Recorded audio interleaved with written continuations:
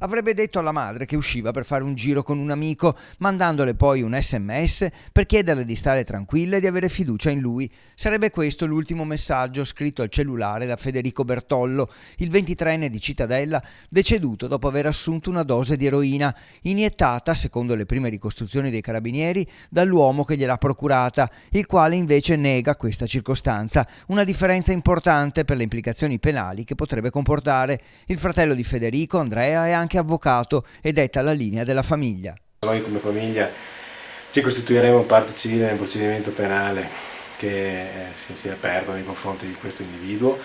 Spero si ampli il procedimento penale anche nei confronti di un altro essere che so essere stato presente in quel momento. Da chiarire inoltre il ruolo e la presenza di una terza persona prima di chiudere il cerchio sulle indagini. La famiglia di Federico è distrutta dal dolore anche perché il capitolo droga sembrava ormai far parte del passato del giovane e c'è anche la forza di lanciare un appello ai suoi coetanei perché la droga va evitata a qualunque costo. Non bisogna drogarsi, che la droga fa male e non è una frase fatta, è vero, e non ho avuto le prove, nel senso che mio fratello è morto.